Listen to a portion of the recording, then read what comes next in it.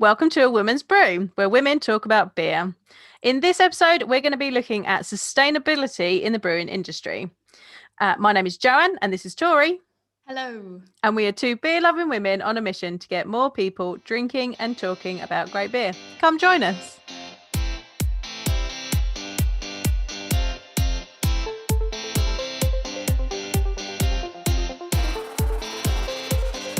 Right, today's episode, we've got a serious topic. I'm going to let you lead on this one, Tori, because you've done all the research.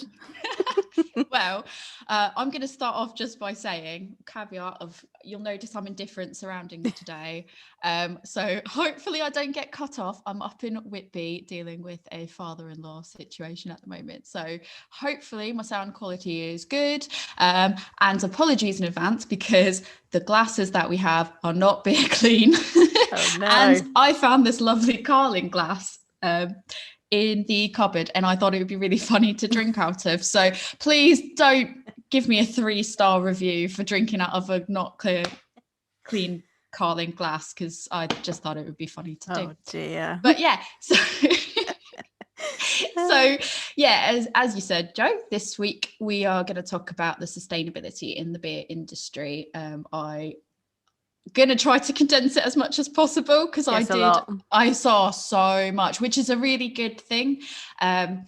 Lots and lots of breweries doing some sort of sustainability initiative. So what do we mean by sustainability? So by definition, I've done the by definition approach to it. It is the avoidance of the depletion of natural resources in order to maintain an ecological balance. So in simple terms, it just means they're being eco-friendly, environmentally friendly. They're utilizing every last bit they can as many times as they can in as many different ways to be a bit better to our environment, because it's 2020, people, and I really don't think that we can weather any more storms. So let's do our best to keep the environment happy. So that is effectively, in a nutshell, what that is. Obviously, given that we do craft beer, we are going to be talking about 3 beers today. Joe, do you want to tell us the 3 beers we're going to be drinking? Okay, so we have got, hello, my name is Gale from Brewdog, which is a wind-powered IPA. Take that as you will. We have Sliced Heist, which is also Brewdog, but it is their collaboration with Toast. Matches my nails. Look at that. Oh, look at that. Oh, yeah. Well done. Accidental. It's like you planned it. I love it. I did it. And we have got Throwaway IPA from Seven Brothers in Manchester. So while we are going to talk about craft beer, obviously those 3 in particular and a few others we'll get into, I just thought it was quite important to note that while we don't particularly like macros and all that, I have to say in my research, there has actually been quite a lot of sustainability happening within the macro scene as well. And while I'm not going to name specific names of some of them because we don't really want to promote those beers, and whether or not it's for tax purposes or because they're being forced to, at the end of the day, sustainability is good regardless of if it's for personal reasons, for tax reasons, whatever. Any bit of sustainability is good. So they've been doing different things with the reusing of water that these other breweries we're going to talk about are doing, products, unspent grains, all that. They're trying to do as much as they can at macro level. And I just wanted to say my personal favorite out of the macro level is the Camden town that they did, which was, I believe it was called In Bloom, which what they did is with every 4-pack, I believe it was, they put in a little disc to grow seeds. It was a seed packet that would grow flowers that was meant to help the bees and to help with pollination of flowers. And I thought that was... Yeah, I thought that was really lovely. And I know that we're all boo macro, but actually I quite like a Camden every so often. And the strawberry Hell's Forever is really nice. And I thought I saw the really good. And when I saw the one that was In Bloom with the flower packets, I was like, well, I feel like I'm doing something nice. It's a good fridge filler. Let's try it out. And I haven't planted it yet because I just didn't get a chance to this year. So I've saved it. That's going to be next year's. Yeah, exactly. That's going to be next year's flower patch. So anyways, enough with the macro stuff. We're going to go on to talk about actual craft breweries. And I think before we start as well, what's really important to talk about is the certification that breweries have called a B Corporation certification. So not every brewery that's doing sustainability practices has the certification, but the certification has been given to businesses for meeting this is a direct quote of what they say that is for meeting the highest standards of verified social and environmental performance, public transparency, and legal accountability. They're businesses that are said to be balancing, and I quote, profit and purpose. I really liked how they phrased that, so I wanted to make sure I put that in there. And so the work that they're doing is it has to meet that certain standard, and if it does, it gets this B certification. So what I'll say, some breweries that have this B Corp certification are Stroud Brewery, Brewdog, Small Beer, Toast, which obviously we'll talk about in a minute, Freestar, and the interesting thing about Freestar is that it was the first alcohol-free to get the B grade. So anybody that's interested in beer but wants to cut back, or they can't really handle alcohol that much, or for whatever reason you want an alcohol-free beer but you want to feel like you are supporting someplace that's sustainable, definitely check out Freestar, just because I know that they have this B Corp certification, so they're definitely sustainable. I can't comment on their beers. I don't really drink much of the alcohol-free beers in general. I'm sure we'll probably have an episode on alcohol-free in the future. So yeah, come dry January. But that's the one to look out for on that. So I think let us start with, hello, my name is Gale. So I think we should give a shout out to Helen. Definitely. our friend Helen. Who so lovely allowed, well, I didn't really have anything to do with it. Joanne traded 2 beers with Helen to get these. And she was lovely enough to give them up to us. Yeah. She got a couple thank you, Helen. She got a couple of good beers in return. It's all right.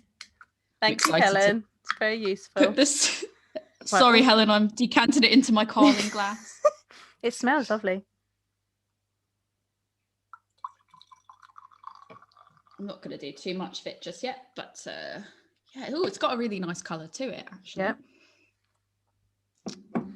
But I think we find, before we talk about the beer itself, Brewdog, overall, it's so difficult to talk about sustainability and not talk about Brewdog. I don't know if there's anything you, because I know you do the Brewdog podcast as well. I'm sure you've covered this loads and loads and loads of times. Shout out to the Brewdog News podcast. There is an entire episode. Tamsin is our expert on such things.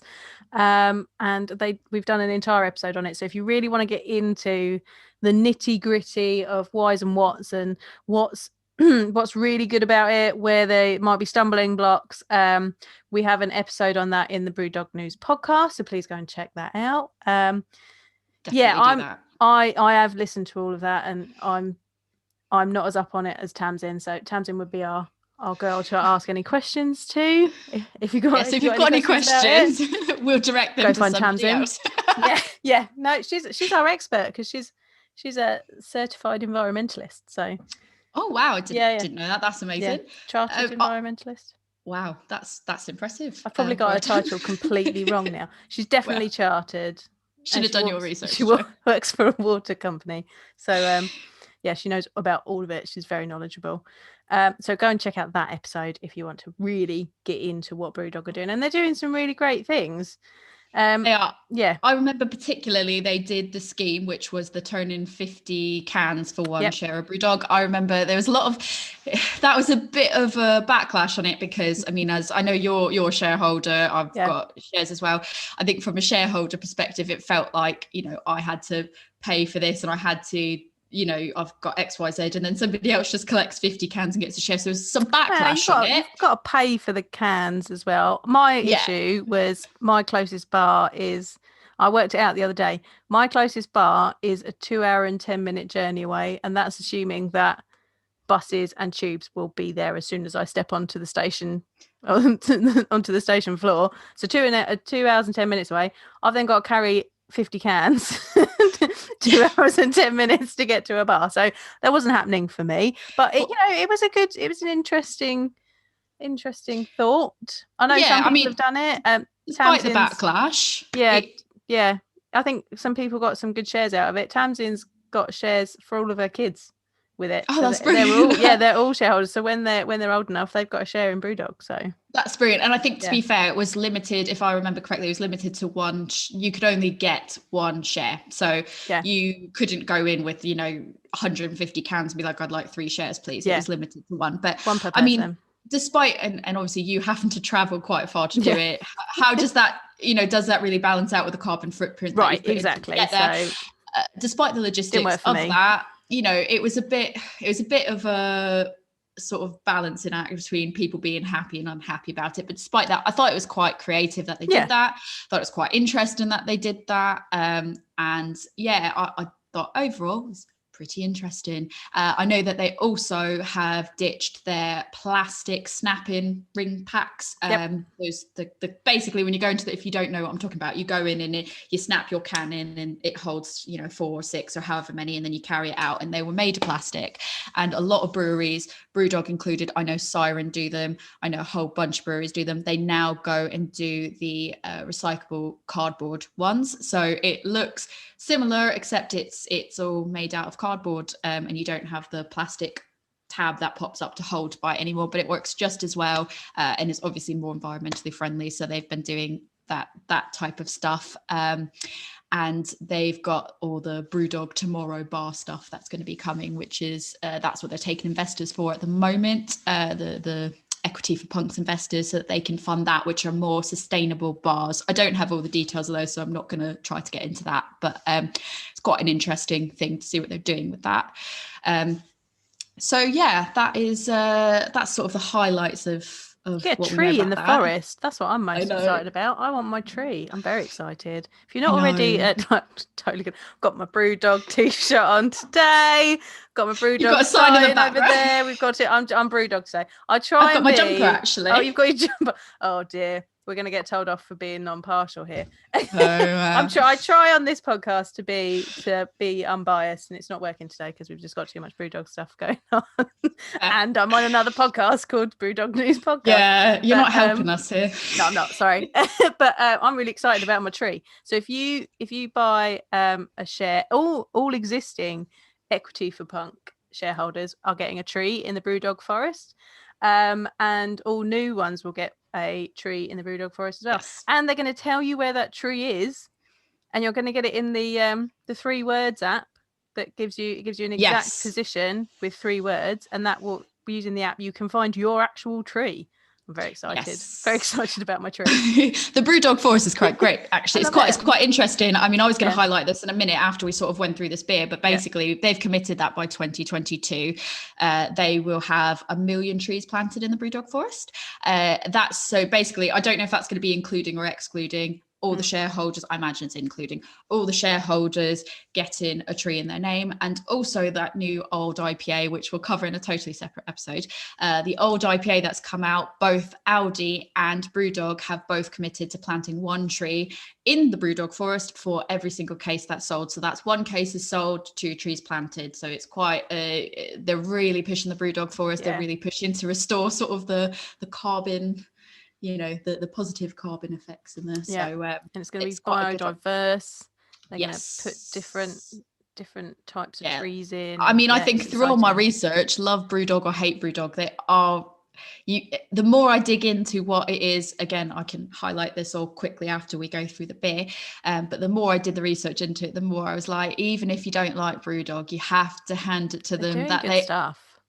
Regardless of what it's for, regardless of what it's for, you can claim James is doing it for whatever reason you want to claim it for. At the end of the day, he's doing it, and he is paving the way for other people to follow that lead and to do it as well. And it's kind of challenging other breweries, I think, to do it as well. So I think it's quite a good thing, and it's going to really put the challenge to other people, regardless of why they're doing it. I don't care, because it's going to result in a better environment for us. Yeah. So, so let's get into the, my name is Gale. So they brewed this in celebration of their brewery turning completely wind powered for their brewing process. So all the electricity required to brew their beers as of the 13th of July is now powered completely by wind turbines. So, well, at Elon, I believe it is, but it's quite interesting because I'm not sure if anybody else. I know Brooklyn Brewery in New York, they do a bit of wind powered stuff for their brewing as well, but I thought it was quite interesting that they've decided to go completely wind power. Yeah. So that's why they've made this beer. And I think it's got quite a nice colour to it, and it's been sitting there for a minute. And the head, there's still a little bit of head on it. Yeah, I've got a little bit of head on it. It hasn't got a massive head, but yeah, a little bit of a. It is, to describe it to our listeners, it is lightly hazed yellow. Yes, I can just about see my fingers through it, so it's not very, very hazy. It's got a low white bubbly head. Nice tropical hop aroma. As soon as you open that can, you get that lovely tropical hop aroma. Yeah. That's a nice. It's really nice, actually. Drinking IPA, like it's fruity. It's very sessionable. Not a lot of bitterness in there. There's a little bit in there to balance the sweetness from from those tropical notes. But you could drink a few of them. Yeah. That's a barbecue beer. We were in the wrong season for barbecue beer. Yeah. Nice. A Sunday dinner beer. That's what I call those. I have one of these while I'm cooking the Sunday dinner. Yes, that's exactly what this is. And to be fair, I think it's very, all I can say is just it's very sessionable, because I think that I could easily, I'm very surprised Helen wanted to trade it. You're kidding Thank you me. for giving us these, Helen, and not drinking them. 6% doesn't taste 6%. No, it tastes like, if I had to guess, if you asked me what I just drank, I'd say maybe like a 4. Yeah. Or 4.2. I know that sounds like really oddly specific, but like 4.2. Yeah. Does not taste like a 6 at all, which is really interesting. I mean, I think also because it's in the 330ml can instead of like the standard 440ml, you kind of just think, oh, it's going to be a light sessionable, crushable beer. Yeah. But it's 6% is quite interesting there. Yeah. That's totally really made with wind energy. Yeah. So that is brilliant. They describe themselves as basically 6% hazy IPA that's both juicy and delicious. And I would agree, it's juicy. I agree and with it's delicious. Yeah, totally agree with that. Very nice. So yeah, I mean, as far as just a quick run through of the other initiatives that Brewdog has done while we're continuing to enjoy this, basically, we covered the Brewdog Forest already. We sort of covered the recycling of cans, but the one other thing that they've done with the recycling of the cans is they've made the trash can punk, which is punk IPA it's basically canned in a can made out of the recycled cans. Now, doesn't necessarily mean that's cans that have been crushed down, that have been given back to Brewdog, and Brewdog then go and do whatever they do with it. What it is, they might have had a whole bunch of cans that were mislabeled, or the label came out wrong, or there's just minor imperfections to which they wouldn't have put that out into the market for whatever reason. What they've done is they've effectively relabeled that, they've reused that, and that's now their trash can punk. And they're continually looking at better, more practical, more efficient ways to package their beers. So, I mean, like I said already, they've done the can holders, the recyclable can holders. So it'll be quite interesting to see what they do next in that space, honestly. They're finding, you might like this one because I know you like your Overworks beers. Yeah. So they are also constantly trying to find ways to upcycle with food. Yep. So what's really interesting is at the moment, they're using the fruit that's rejected from their partner supermarkets, and they're using those for their Overworks Cosmic series that they do. And they use that as the fruit that they use for the Overworks beers. And I didn't know that. Yeah, I think that's relatively new that they've started doing it. They put it out a while back on their socials. I mean, Cosmic raspberry is delicious. And they just using leftover raspberries in that is just brilliant. It's very nobody wants to buy ugly fruit, but nobody knows. I don't get that. I don't get this ugly fruit and wonky veg thing. Like, it's a vegetable. It's a just because it's not straight. I had a really straight carrot the other day, and I thought it was a bit weird. This is weird. I think I've just been buying because I'm in Kent. I've got farm shops around me. I pick stuff up at the farm shops. I buy the wonky veg. It's just veg, And then the other day I had a really straight carrot, and I was like, oh, it's a bit strange. I think it has to do with the whole You eat and drink with your eyes. So I think it's the thought that people look at a beer or they, and it doesn't look nice, they won't drink it. That's true. You look at a fruit, it doesn't look nice, you don't want to buy that package. You want to get the one that looks the nicest. I don't personally care. No, it doesn't I think bother me. if it saves us from wasting a load of fruit and veg, that's absolutely brilliant. So yeah, they've done that. And also what I thought you might find interesting, given we're going to talk about the toast beer in a minute, is they also have been using the discarded bread. There's rejected bread, basically, to replace 15%. It's very, very specific percentage. 15% of their grain bill for their Indy, which is their pale ale. So I thought that was quite interesting. I've had Indy quite a few times. Didn't realize they ever used rejected bread for that.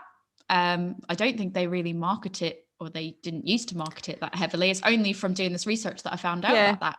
Well, there's a bit of a question because they said that they were going to produce a beer called Mega, which stands for Make Earth Great Again, and that was supposed to be a a beer brewed with bread. But then they brought out sliced Heist with toast, so we don't know whether sliced Heist is actually Mega, or we're gonna have Mega, or we're gonna have Mega as well. So keep an eye out for that, because that might well be another one on its way. Maybe they just want to hold on to that because I think that name is so. Maybe I bet that's going to come out in November.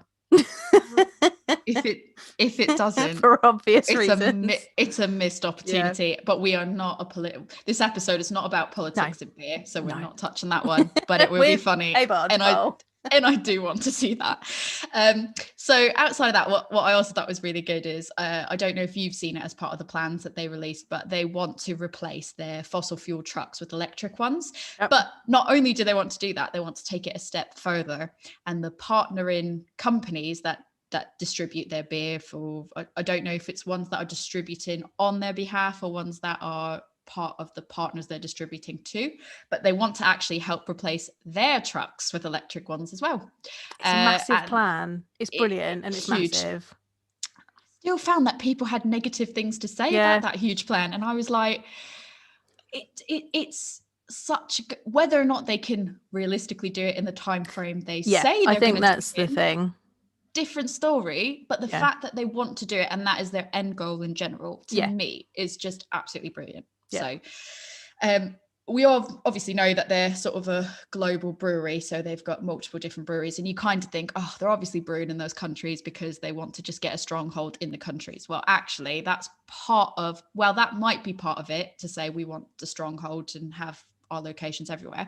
They're highlighting it as the reason they do that is not only to get the freshest beers out there to their consumers as soon as possible, because the sooner they get it to you, the fresher it is, and they want you to drink the freshest beer possible, but also because, actually, something I didn't think about, they want to minimize the carbon footprint from actually traveling, that beer actually moving from point A to point B. So if think about it, for people listening, you brew a beer at Elon in Scotland, they have to then say, okay, it's going to Tokyo, because we know that they've got some bars that have opened up in Tokyo.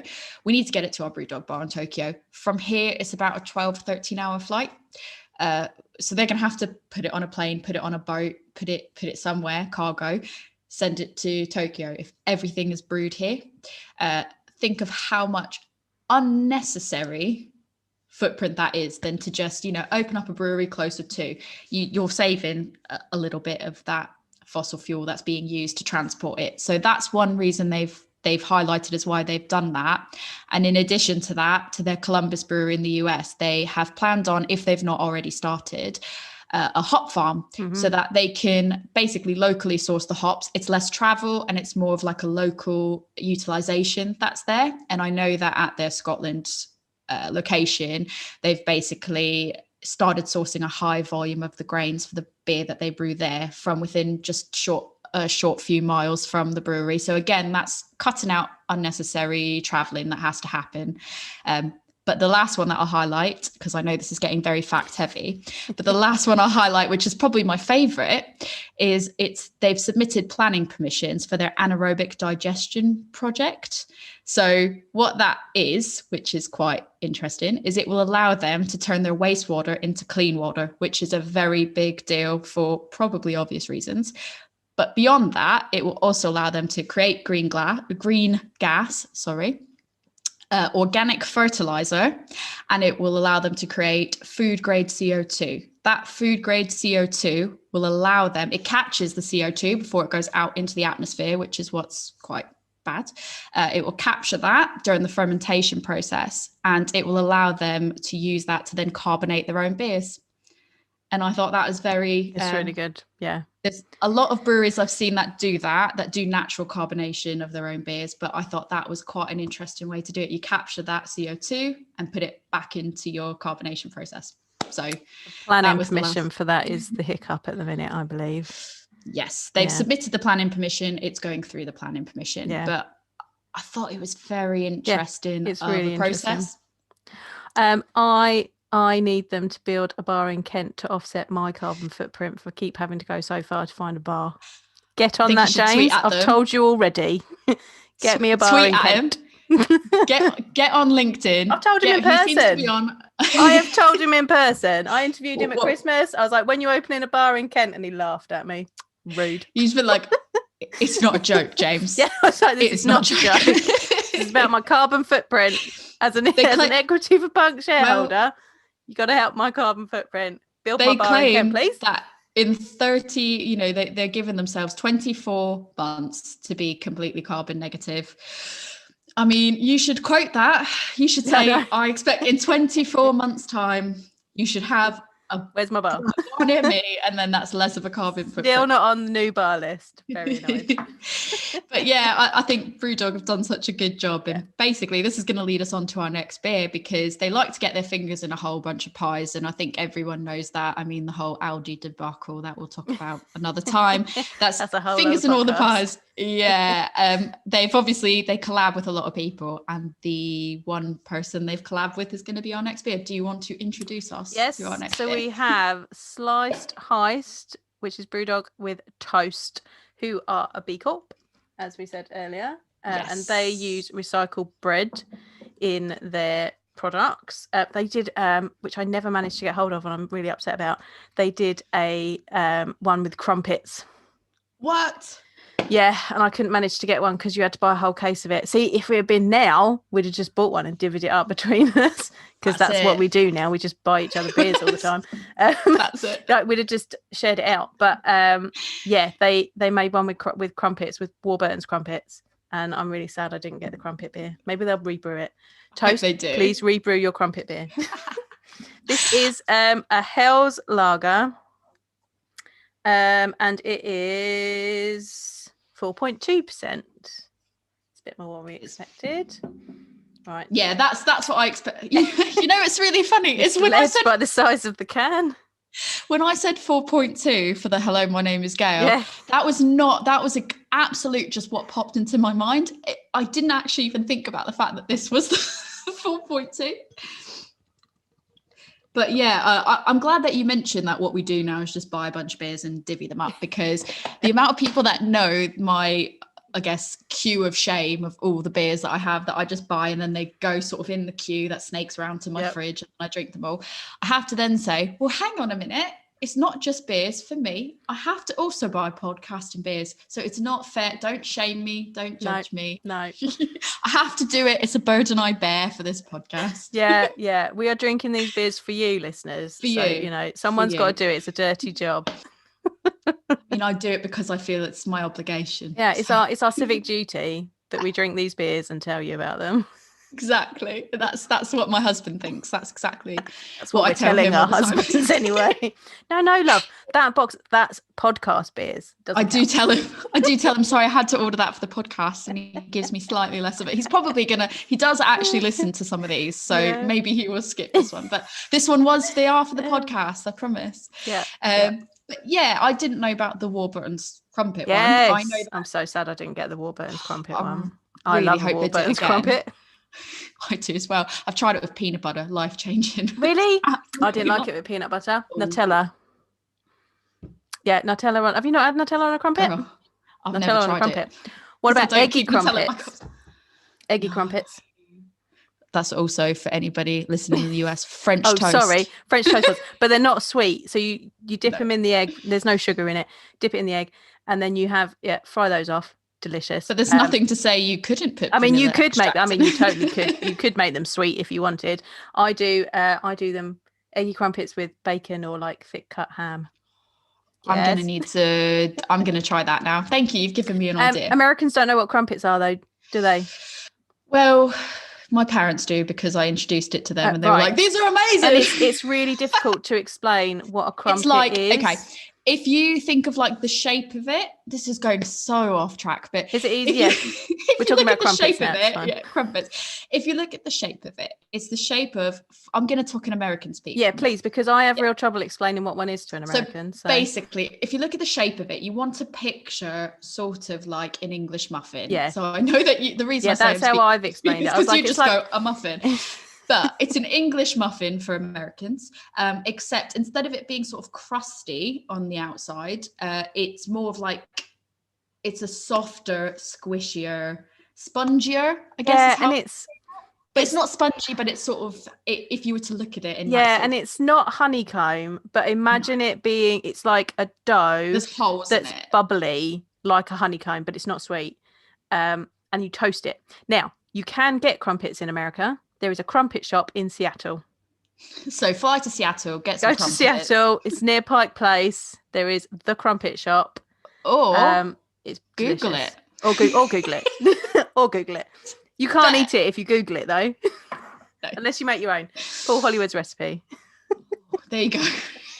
I think I'd fail. I'd just fail. They're really hard to make. Helen, I'll be a donor. Helen, I bet make some crumpets. Make some crumpets. I bet Helen will be amazing at it. I've not been able to make a crumpet that I'm happy with. I bet she will be amazing at it. I'm going to ask her after this to please make some crumpets. Make and then beer bread crumpets with this one. Anyway. It's relevant because toast. It's relevant because toast. It's totally relevant. I'm getting big ideas. That's why I've got to cut it off, because I'm getting big ideas and I need to just stop it. We're gonna convince Helen to make a beer and to make an Instagram for her baking, and that will be one of the things she puts on it, and then you people can see it, and it will be amazing. Yeah. But basically, I didn't know about that crumpet one that toasted. Yep. I know they do their 4 main ones, which is a lager, a pale ale, an American pale ale, and their session IPA. So, I mean, that's their whole gimmick, is the beer they make with this unused bread. So they're sort of just recycling it or upcycling it, however you want to call it. Just to give you, before we start smelling it and drinking it and everything else, the stats that they've given on their website, I've gotten this directly off their website, so you can go on and see it for yourself, or put it in the show notes for you if you want to get anything else about any of these breweries. Yep. So they've basically said that what they're doing is effectively reducing the demand for land, water, and energy, as well as avoiding the excess emissions that it takes to basically make any of the ingredients that this is replacing, pretty much. They have claimed that they've saved, at present, as of today when I've looked, 1,957,042 slices of bread. I like that they put it in bread slice terms. They've saved 42 tons on CO2 emissions, 171,848 M2 land, which I imagine is agriculture specific land. I imagine that's what M2 means. I didn't necessarily look into that, if I'm completely honest. And 252,043 liters of water that it would take to obviously grow what it is they needed to grow. So yeah, we'll post that in the show notes so you can kind of see it all itself. They also do a fair amount of donating of their profits, but again, we're going to cover that in a separate, we'll probably talk about a separate charity episode, and that's something that they do, so we won't get too much into that. But yeah, I think for me, and I don't know how you feel, a bit of a divisive statement to make, but I think for me, the best part about this that you could argue is that not only are they doing such good things in terms of sustainability, but they are also available in supermarkets. Yeah. So I think the fact that you can go down, I know they're available in Co-op, and I've seen them in Tesco's. Yeah, in Tesco. And I've seen them in Waitrose and all that. So I think the fact that you can go down to a supermarket and get that as part of your weekly shop. Yeah. I'm not suggesting that you don't shop at Indies or anything else. Please don't misquote me on that. But the fact that you can just get this as a fridge filler and not take an extra trip to go get it, you're not, you're helping them with their mission of sustainability by getting it so easily with your groceries, with your other things. So I think that's quite good. I don't know your thoughts on that. Yeah, the fact that you can pick up a sustainable beer, like, and they've been doing this for years. Like, they were doing this before Brewdog started even talking about this. So that beer has been on the shelf. You could have been buying that, a sustainable beer, when you do your food shop, to fill your fridge. I've got one right here. This is what that's a session. That's what the session looks like. And I got it reduced to 99p. See, so. Yeah, if you catch them when they're reduced, like when they're trying to get rid of them. You can get it. You can get a nice fridge filler, and you can feel good because you're offsetting your carbon footprint at the same time. Brilliant. Yeah. And when you get it for 99p, that's even more money to spend Bargain. at the Indies. Yep. So you save the big extra money. And that is for your fridge fillers. But it also, because it's craft, and having that craft in the supermarket means that that's your gateway. People drink that, and then they go to the Indies and get the, and then they go, I've bought that beer that's made with bread. I'll go to Seven Brothers and buy their one that's made with cereal. Like, that's your carry on. And that's how we get more people buying independent beer. 100%. Yeah, agree. I like this. Very clear looking. It's crystal clear. Even in my Carling yellow glass. Gold. Every time I see it in the Carling glass, I'm really sorry. I thought it was going to be a lot funnier for me, and now it's just embarrassing. A nice creamy white head. It's got that nice it's got the nice noble hop spiciness. And I was going to say, it kind of, I am getting the breadiness to it. There's a lot of, I really like it. It's a multi breadiness. Multi and bready. And I normally am not a massive fan of Hell's Lager because they tend to go hop heavy and it's quite bitter. Whereas this one is sweet, and I think they've gone bready with it specifically because it's got bread in it, just to give you that feel. Deliver what it is. I really like it. I bought a 4-pack, one that I sent to you, and I've got the other 2, and I'm actually really happy I've got more of this because I will drink more of it. It's really lovely. I think we need to have like a counter as well at some point in the future for how many times between the two of us we both go, I don't really like lager. I don't really like lager, but crispy boys. I really like this, but I really like this. There's your crispy boy in your glass right there. I sent you that beer from this. I think it was like I think it was an American brewery that made one that was like written in Japanese. That was like a crispy aboyaru or something like that. And I was like, oh my God, this is genius. I need to have that in my life. It wouldn't be an episode of us if we didn't talk about crispy boys. It's true. That's the t-shirt. We've nailed it. But yeah, I really, again, this is lovely. I don't really like lagers, but I really like this one. Yeah, I think it's really refreshing, clean. You do get I like that the name is Sliced Heist. It makes me smile. The name. I like even come down to the colours they pick to go together. Yeah. It gives me a nice fall vibe. Yeah, autumny colours. Yeah, toasty colours. Unintentional nail match. And I love that. I just, I like the name, and I like the gimmick, and it delivers, I think, on what the gimmick is of bread based. It gets that bread based taste to it for sure. Oh, the can says there's supposed to be lemon notes. I'm not really getting lemon notes. I'm not getting lemon really at all. No, and I wouldn't want lemon. No, I really like the spiciness from the hops and the breadiness from the malts. Maybe you can help me describe this. So help me work through this. So kind of what I got on my first taste was almost kind of similar to like a similar taste that you get with something like root beer. And I don't know what it is. I don't know what that ingredient is that has that same type of taste. And maybe it's just the way the malt comes through. I'm not sure, but I think it's probably the hops in this. So because it'll have noble hops in it. Does it say on the can what kind of hops it is? It says spicy hops. So that'll be because it's a Hell's Lager, they will have used, doesn't say what ones. It's going to be something like Hallertau or Saz or something like that. It's going to be some of the German and Czech hops, and they give off spicy, herbally, sometimes perfumey and floral notes. Those are the kind of things that you're looking for in a house lager, and that what you're getting from there is a good hit of spiciness from those German or Czech hops. I like that it says your daily bread. Yeah. As well. It's a sliced Heist, your daily bread. It's clever. That is, I quite like this one. I like it a lot. Yeah, two I like for it a two. lot. 2 for 2 that Really I'm definitely feeling. Yeah. Right, and then that brings us on to our final one, which is the Seven Brothers Castaway IPA. So do you want to do the honours of explaining what this one is? It's my personal favourite of the three, but I'll mention the three in a minute. Let us know about this one. Yeah, so Seven Brothers have done a collaboration with Kellogg's, and they produced, it was supposed to be a one-off, and I think they were so good that they've just carried on brewing them. They do an IPA with cornflakes, which is this one. They do a pale ale with Rice Krispies. Yes. Is that right? And then yes, they do Sling It Out Stout, which is with Cocoa Pops. Yes, correct. Cleanness to it. So they basically just, I'm assuming that therefore the Kellogg's factory is in Manchester. So basically, yeah. So that's effectively what it is. Well done. Effectively, what it is they're Manchester based. Kellogg's is Manchester based.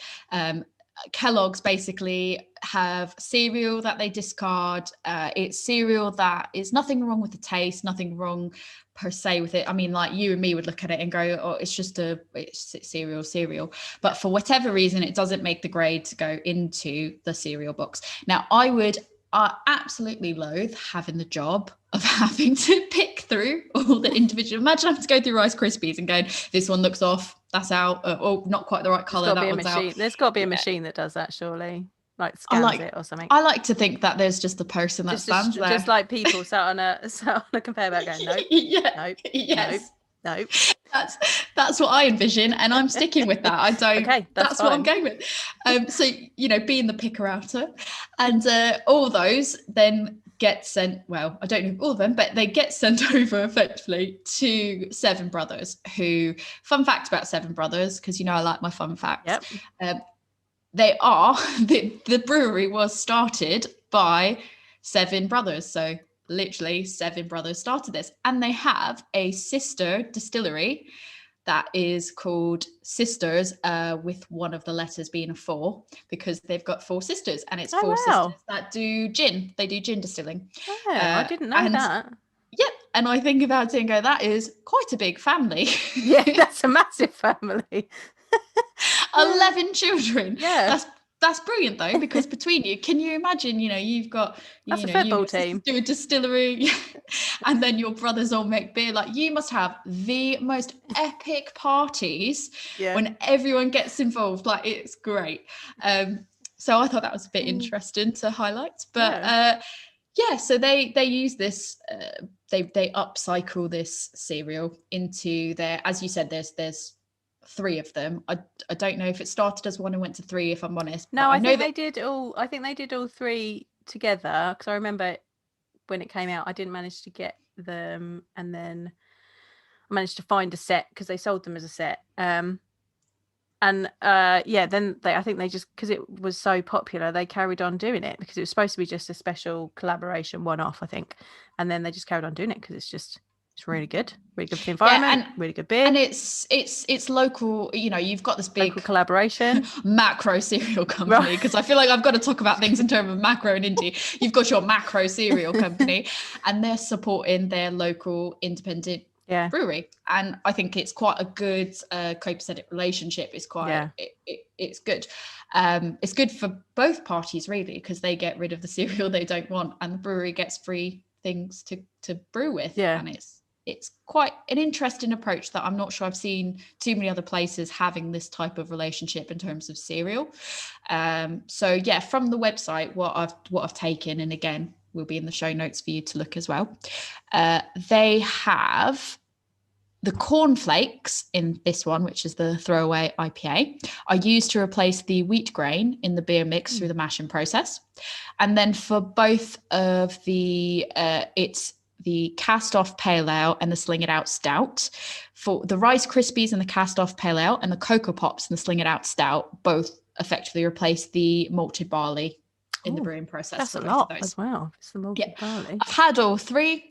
I have made notes, but the procrastinator in me hasn't actually typed up the piece that I was going to write on all three of them yet. I will get to that, and I will type it up. Basically, me trying all three of them, saying what they taste like. Not that anyone necessarily cares but me, but I did it for fun. And I will say that this the throwaway IPA, that one is my favourite out of all three of them, if I'm honest. But yeah, all of them are fairly good, and it's quite a good way to support that relationship, I think, between people reusing things that are otherwise going to be thrown out and wasted.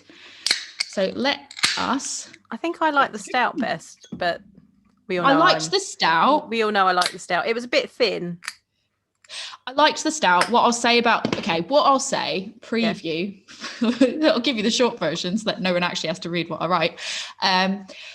I found that this is the one that had most cereal taste to it when I tried all three back to back. So in terms of meeting what it sets out, it doesn't necessarily set out to capture that taste of cereal, but this is the one that you can definitely see the relationship in the most out of all three of them. The pale ale, it was fine. It wasn't like the most mind-blowingly good pale that I've had. I've had some really cracking beers from Seven Brothers, so I don't think it's anything to do with it not being a good beer. No, they do really good beer. All three breweries today do really good beer. Really good beer, yeah. I did like the stout. My thing was it wasn't chocolatey enough for me. So it didn't really get Cocoa Pops in it. It didn't really get chocolate per se. It was just a nice stout, which there's a lot of nice stouts out there. It just didn't have that extra above and beyond that made me go, oh, very chocolate. This is definitely, I see what they are going with this. So that's why it was good. It just wasn't my personal favorite. But then I also you like stouts probably. Yeah, see, I'm a stout fan, so I will like them all. Totally biased when it comes to stouts. So yeah, it's got a fairly decent head on mine. It's got a nice head on it. A little bit hazy, like the Gale. Yeah. Same sort of colour as well, actually. I'd say it's a bit I'd say the Gale was a bit more hazy, I think, than this, only mildly. Because I think this is slightly clearer, but it still has that haze to it. But yeah, it's the nice golden colour. I can see the little carbonation bubbles going up. Yeah. It's got a nice citrusy hop aroma to it. Yeah. Which I would expect from an IPA. Yeah, and it just has, to me, it has that cereal element in the lingering taste to it. Yeah. So I do get, like, when someone says this is a beer made from cereal, I get it. Like, I don't go, oh, really? Like, I wouldn't be taken aback and gone, oh my God, really? That's really surprising. I find that, no, actually, I believe that fully, because I think the lingering taste is those cornflakes. Yeah. Yeah, definitely. It's not, there's not a huge amount of bitterness, which is good. There's a bit in there, balances it out. It's nice and citrusy, and then there's that nice kind of roasted. No, it's not even roasted. It's like so like a cornflake. Like you get that kind of toastiness from a cornflake, but it's not as toasty. It's just that kind of nice. No, it's like a toasted grain. I think it's like that toasted. Yeah, because it's not as toasty as bready and toasty as the lager is. But yeah, it's got that, like you're chewing on some cornflakes without any milk. Yeah. I think it's a different kind of, like when we say toasted, it's kind of a different kind of toasted than what we mean when it talks about like maltiness. This is toasted as in kind of like you're expecting a crunch almost from it, because I find that this does really have a cornflake taste to it. Yes. And what I found with the other two was they were good, but they didn't. It's not like you drank it and went, this tastes like Rice Krispies, or this tastes like Cocoa Pops. It's like, this tastes like cornflakes. You can get the taste from it. And I quite like it. I find this is it's nice. It's easy drinking, but it's a bit more full than the pale ale is. Yeah. And I like a bit more hoppiness to it and a bit more fullness kind of in my flavour. So to me, this is definitely one that I enjoy sipping on a bit more because there's more to it. This one's 5% as well. To be fair, I forgot all about the fact it was 5%. Again, it's just all three of these I think are they're really easy quite drinking. easy drinkers. Nice Saturday afternoon beer. Exactly. Like you said, you're making dinner and you're like, let me, just have a nice simple let me beer. try this. Yeah. Yeah, they're tasty. And not like, I love a complex beer, but sometimes you just want a beer that you haven't got to really think about, and it's just nice. Well, that's all of these are they're just nice. Yeah, and I mean, I encourage people, like, check out other stuff that Seven Brothers has, because they do a lot of other really, really good stuff. I've just got there. I haven't tried it yet. This is not the first, this is the first time that they've sort of collaborated with a bigger macro company, because I like explaining it as macro now. But they've also recently done their collaboration with Chicago Town Pizza, and I got a free voucher for pizza because I was one of the first 100 people to order their collaboration beer. It was called Show Me the Honey. They've got a honeycomb beer. What I'm not sure about is how different the honeycomb beer is to Show Me the Honey. They've made this beer effectively to go with a spicy pizza that Chicago Town have just released, and it's supposed to be this nice honey tasting sweetness in the beer to complement the spicy pepperoni pizza. So I've got both. I'm going to try them both together, give it a go. I do Pizza Friday every Friday. They launched it in honor of National Pizza and Beer Day, which was that last week. Yeah, that was last Friday. Yeah, not this past Friday, but that we're recording. Yeah, the date we're recording of, not the past Friday, but the Friday before that. And I didn't get a chance to have it because I wasn't at home to have it. But I'm very excited to have it in future, because I'm interested to see on what it tastes like, because Seven Brothers do some quite interesting ones. They did a watermelon wheat, which was that's nice. Yeah, their marshmallow beer is nice as well. Very nice summer beer. I've not had the marshmallow one, so nice. I'll have to try that at some point. But so yeah, that's kind of all three of the breweries. The other one that I found that I wanted to mention, basically in the process of doing the research, was a brewery that I really want to try called Good Things Brew Co.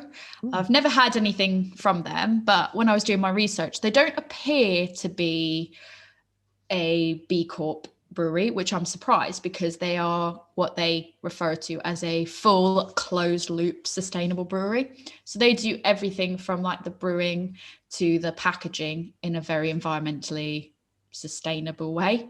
I'll let people do their own research on that. I won't say too much about it. I just wanted to give them a shout out because what I did see about them was quite interesting. And then there's this other whole subtopic, which we might have to dive deeper into, called cuckoo brewing.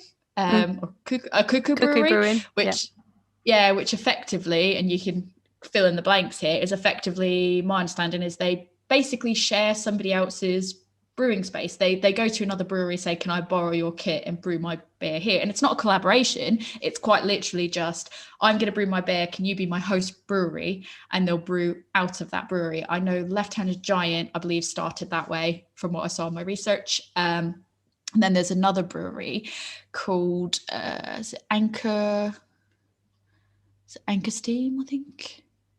Just looking up, I've written it, Anchor House Brewery. That's what it is, Anchor House Brewery. They're very vegan, environmentally friendly. I know some people think vegan's a dirty word, but it's, a lot of beer is vegan. Yeah. As long as it doesn't have, lactose in it and that kind of stuff. It's and most isinglass.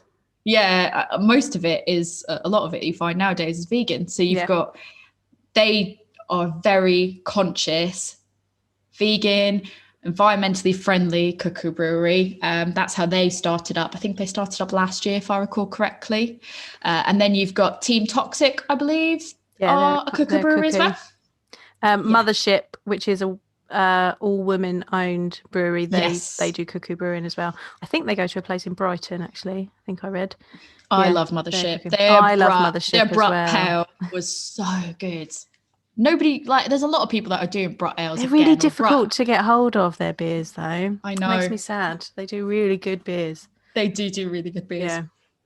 I'm very sad. But the whole thing about that cuckoo brewing is it's good because it is more environmentally friendly, because it's one less brewery that is taking up space, producing, you know, what it's producing, the excess that it's producing. So that's why I was mentioning it on this time, because it is effectively environmentally friendly. And that's why Anchor House Brewery decided to take this approach, was because of the fact that it is more environmentally friendly to do so. I know that there's also breweries who basically use their unspent grains to, you know, feed animals or for planting. I know Elusive, my local that we have talked about in another episode, which will be coming out, they basically give their unspent grain to a local charity in Berkshire called Freely Fruity UK, and they use that for composting to grow their fruits and veg for vulnerable people in the local community. And I think you mentioned, I'll let you talk about this, Old Dairy. Old Dairy in Kent, they use, so that, I mean, they started in an old dairy shed, so they send their spent grains to a dairy farmer in the area, and Canterbury Brewers at the Foundry, which is the only brew pub within the city walls of Canterbury, they give their spent grain to a dairy farmer in the area as well. And their farmer has said that the cows prefer it when they've brewed a porter or a stout, because they prefer those grains. And I love that. So this is my favorite thing that they put this on their social media a couple of weeks ago. So when they get the bags out, when the farmer gets the bags out with the grains in, the cows can smell the porter and stout leftover grain, and they do a little dance because it's their favorite one.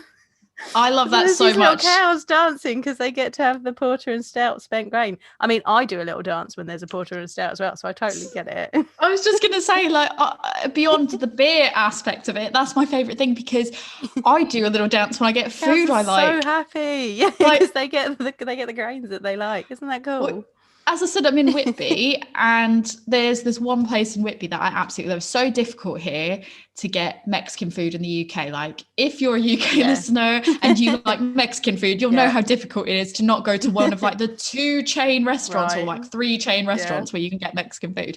There's this really nice one in Whitby. If you're ever there, it's called Al Taco. I had it last night and it is amazing. And I couldn't get through to them. I thought they weren't open. I thought they shut because of COVID. And I was I was distraught. And then the lady there was so nice. I messaged them on Facebook. She messaged me back and was like, call this number, which I think was like her personal mobile.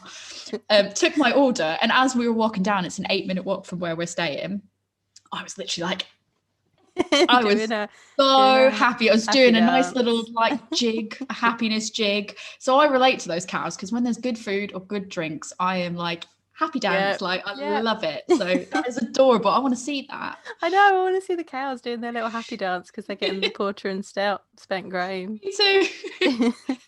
So yeah, those are another one I thought was worth mentioning. And then the last few that I'll just, again, we'll leave it up to you to go on their website and do the research yourself. But basically, I found Duration, who we've obviously talked about on the Oktoberfest. So they do sustainable, they use aspects of sustainability in their brewing.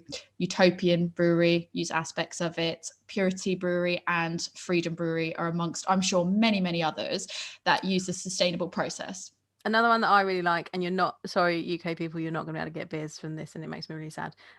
Alaskan Brewery, obviously they're in Alaska. They're like, you know, place of ridiculous beauty, and you know, their brewery, they've literally got a glacier out the back, which is where they get their water from. Just a glacier out the back. That's where they get their water from. But they do what they call beer powered beer. So if you go on the Alaskan Brewing website, there's more information about it, but they recycle their CO2, and they have a malt press, and so when they're finished with the malt, they've got this press that squeezes all of the water out of it, and then they can use the malt as fuel, and then the water, they can reuse the water. So they've saved, like, I think the first year that they used this press, they saved like 1 million tons of water or something, or 1 million tons of fuel because of it. So they do some amazing things as well. Go on their website, exact numbers are on there, because I think I'm getting confused. I was like, I'm keeping it in the UK, and you've just taken it worldwide. Yeah, worldwide. There are so many places that are really, like, I just love Alaskan, so I'm gonna. You did like a prestige worldwide approach, where you're just like, yeah, Alaska. Yeah. But yeah, I mean, I'm sure there's so many more that use sustainable approaches to their brewing. Those are just the ones I've highlighted in my research, just because they were the ones that arguably shouted about it the most for me to be able to do the research on it. And I had to cut the list short because I was literally like, I'm actually finding so much good stuff and I don't have nearly enough time to outline it all for us. And we don't have nearly enough time on the podcast to be able to talk about it. So check them all out. That's my takeaway from it. I guess the final question I'll ask you that you can answer is, do you think these breweries do you think they have an obligation to pave the way for a better ecological future and to create this kind of change? I suppose we all do. We've all got an obligation. Like, this is the planet that we live on. Like, we're gradually just destroying it. Like, keep denying climate change as much as you like, but, you know, still going to happen. You can see it. It's happening. It is happening. The ice caps are melting. Like, and maybe it's not going to happen in our lifetimes, but what about everybody else's? Like, and the fact that I think that the companies that we enjoy beer from are taking these strides is really important. And it can only be a good thing however you can do it to lessen your carbon footprint, you know, recycle and use sustainable means to do whatever you're doing in life. Like, it's got to be a good thing. Yeah, no, I completely agree with that 100%. I think it's, you know, if you can do it, why not do it? Yeah, why not?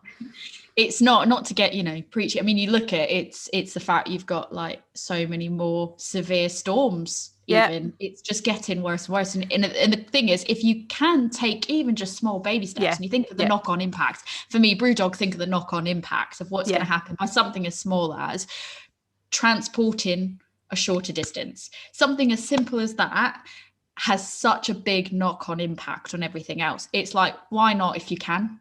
Yeah. And I think, the macros are doing it because they've got the money to spend on it. And some of these breweries are, you know, Brewdog are investing in it to do that. So some of the little breweries might not be able to do as much because it will cost too much for them. But there are small things that everybody can do to support the environment, and we should all be finding those ways to do it. Yeah, that's it. Even if you're not taking massive leaps because you can't financially do it, do the baby steps you can do, because every tiny little bit counts, really. Yeah. What's your favourite out of all of them today? What's your favourite approach? I really like sliced Heist, actually. I really like that, and I'm surprised because it's a lager. I don't think I can pick my favourite. I liked all of them. They're all really good. Instead, I'll pick my favourite sustainable approach is the anaerobic digestion project. I can't pick a favourite beer, but I'll pick a favourite process. There we go. Brilliant. So I think that's all we have, isn't it? Yeah. So if you've got any other breweries that you know have sustainable practices or are doing their bit for the environment, you can email us at lovebeerlearning@gmail.com. Let us know about those. We'd love to hear about them and try and get hold of some of their beers. You can find me if you want to talk to me about anything. Tell me to stop promoting Brewdog on everything. I am a Woman's Brew on Facebook and Instagram, and my beer school, Love Beer Learning, is at Love Beer Learning on Facebook, Instagram, and we're on Twitter now as well. God, we're everywhere. It's Love Beer Learning on YouTube, and the website is lovebeerlearning.co.uk. And where can they find you, Tori? Yeah, so they can find me on Instagram at adventures_in_hoptimism. And they can let me know how much they miss you being the one that's leading the episode, because I talked. I feel like I talked. This was your show. So much.